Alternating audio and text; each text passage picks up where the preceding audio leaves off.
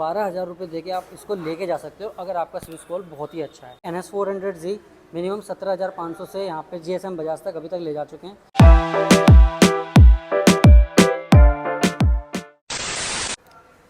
So hello guys, welcome back to new blog, new video. कैसे आप सभी? Hope करता हूँ भाई सेफ होंगे, सुरक्षित होंगे। और जैसा कि आप इस बाइक के टाइटल और इस वीडियो के टाइटल और थंबनेल को देख के समझ गए होंगे, वीडियो होने वाली है बहुत ही अच्छी। आज हम कोई डिटेल रिव्यू नहीं करने वाले, कोई कंपैरिजन नहीं करने वाले। आज हम करने वाले हैं इसकी प्राइसिंग के बारे में बात, कि क्या इसका प्राइसिंग रह रहा है अभी गुड़गांव में, ऑन रोड प्राइस क्या रहने वाला है। और लास्ट मैंने वीडियोज़ में बताया था, लेकिन आज हम इसका परफेक्ट एक EMI कैलकुलेटर लेके आ चुका हूँ मैं आपके सामने। GSM बजाज पर मैं खड़ा हूँ यहाँ पर। और अगर शोरूम का कॉन्टैक्ट डिटेल या कोई भी मैप की लोकेशन वगैरह आपको चाहिए तो वो डिस्क्रिप्शन में मेंशन कर दी है ऑलरेडी, वहाँ पे जाके चेकआउट करो। कोई टेस्ट राइड लेनी है तो आप GSM बजाज को कांटेक्ट कर सकते हो, काफ़ी अच्छा शोरूम है। जैसे कि आपने NS400 का लॉन्च भी देखा होगा और इसका डिटेल रिव्यू भी आपने देख ही लिया होगा। उसके साथ मैंने कंपैरिजन भी किया था। अगर वो वीडियो नहीं देखी तो आई बटन में आ रही होगी, वो भी आप जाके चेकआउट कर सकते हो। तो वीडियो के मुद्दे पे बात करते हैं कि बहुत सारे लोग कंफ्यूज होंगे कि भाई कहाँ से बाइक लेनी चाहिए, गुड़गांव में है, दिल्ली में है, और क्या इसका ऑन रोड प्राइस है और कितना आपके बजट में बैठने वाली है, कितना नहीं।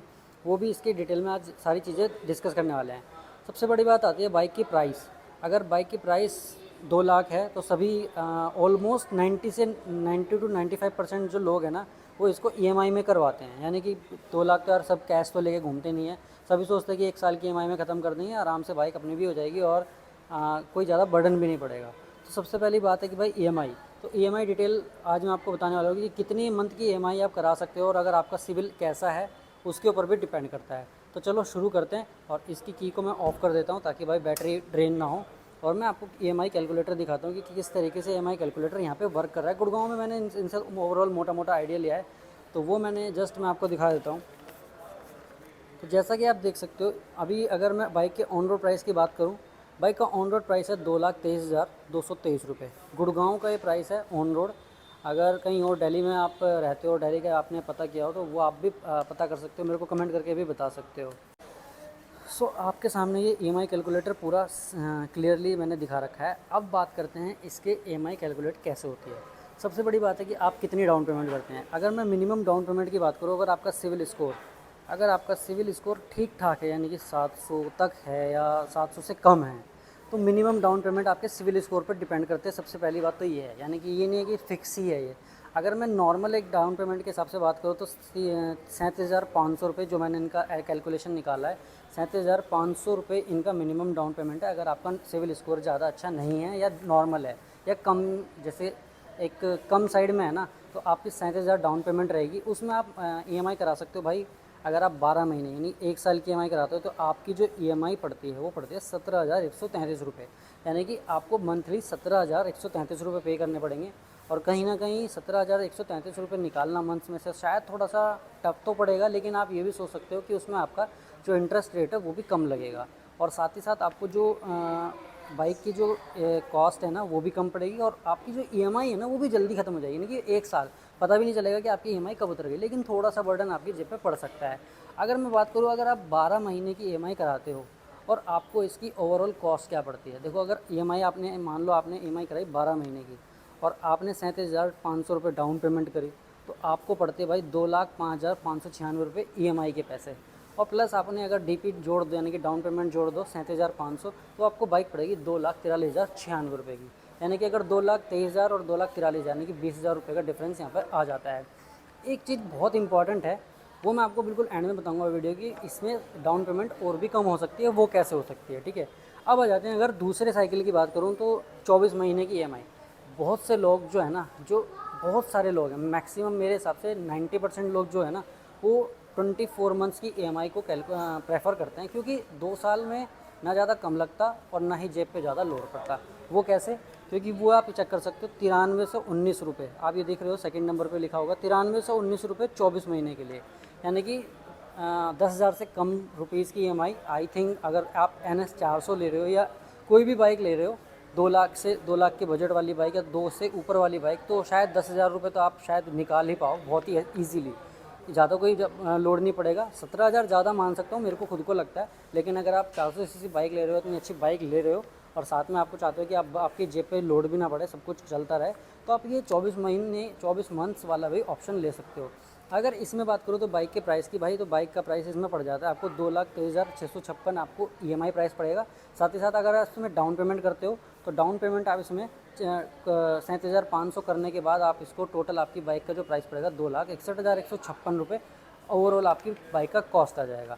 भाई कहीं ना कहीं बाइक ईएमआई पे महंगी तो होती हैं, क्योंकि इसमें इंटरेस्ट रेट लगता है, और बाइक लोन पे हमेशा कहीं से भी लो फ्लैट रेट ऑफ इंटरेस्ट लगता है 7-8% का या 8-9, जो वो डिपेंड करता है फाइनेंस कंपनी से, ठीक है। और अगर फाइनेंस डिटेल जाननी है तो आप शोरूम पे आ जाओ, एक बार ई एम आई कैलकुलेटर ले लो, वरना इस वीडियो को प्रेफर कर लो, आपको सारे डाउट्स क्लियर हो जाएंगे। तो ये था 24 महीने। अब आता है सबसे लास्ट एंड लीस्ट ऑप्शन, जो है 36 महीने की 36 मंथ्स। अगर आप ईएमआई कराते हो तो कितना बजट रहता है। अगर मान लो आपने 37,500 रुपये डाउन पेमेंट कर दी और आपको लेनी 3 साल की ईएमआई, यानी कि 3 साल की ईएमआई लेने के लिए आपको भाई पे करने पड़ेंगे 6744। ये सबसे लीस्ट अमाउंट है, यानी कि 6,744 रुपये अगर आप पे कर रहे हो और 3 साल तक आप भूल जाओगे भाई मेरे को 6,744 रुपये 3 साल देने हैं, तो इसमें सबसे ज़्यादा बेनिफिट होता है, क्योंकि आपको पैसे कम देने पड़ रहे हैं महीने में, और आपके जो बाकी खर्चे हैं वो भी मेंटेन रहेंगे, बजट भी आपका ज़्यादा हिलेगा नहीं, और सब कुछ ईजिली मेंटेन भी हो जाएगा। तो ये जो डाउन पेमेंट और ये 36 मंथ्स की ईएमआई जो है ना, इसमें आपको देख सकते हो कैलकुलेशन है, एक जगह कटिंग है, उसको थोड़ा इग्नोर करना। अगर आप पे, मैं बताऊँ ईएमआई की 6,744 रुपये अगर आप पे करते हो 36 महीने तक, यानी कि 3 साल तक पे करते हो, तो आपके जो टोटल अमाउंट बनता है ईएमआई का वो बनता है 2,42,784 रुपये। और अगर ओवरऑल पूरे प्राइस की बात करूँ तो 2,80,284 रुपये लमसम आपकी ओवरऑल बाइक की कॉस्ट होने वाली है। तो ये ईएमआई कैलकुलेटर था 3 साल तक के लिए। अब बात आती है कि अगर आप ईएमआई 3 साल की बनवाते हैं और उसमें अगर आप डाउन पेमेंट ज़्यादा करते हैं तो वो डिपेंड करता है आपके ऊपर।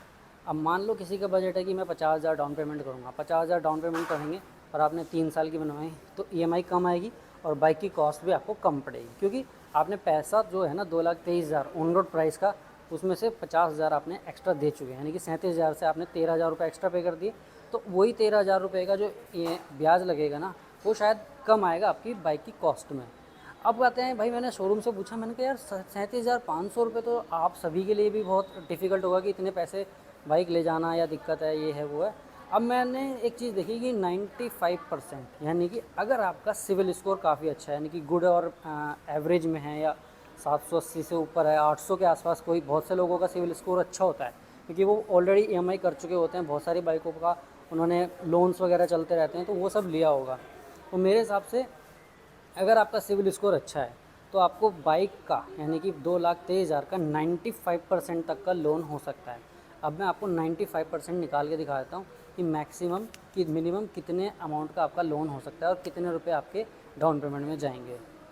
अब मान लो किसी का सिविल स्कोर, भाई आपका सिविल स्कोर है 798 800 तक है, या मैं अच्छे सिविल स्कोर की बात कर रहा हूँ, उस कंडीशन में क्या होगा। मैंने जैसा बताया कि जैसा मेरे को यहाँ के ईएमआई पर्सन ने बताया, फाइनेंस मेंबर ने बताया, वो है भाई यहाँ का 95% ऑफ बाइक अमाउंट, यानी कि अगर 2,23,223 रुपये का 95% निकालोगे तो 2,12,000 रुपये बचता है, और 11,000 से 12,000 के बीच में आपका जो डाउन पेमेंट रहेगा, यानी कि 12,000 रुपये दे के आप इसको लेके जा सकते हो अगर आपका सिविल स्कोर बहुत ही अच्छा है।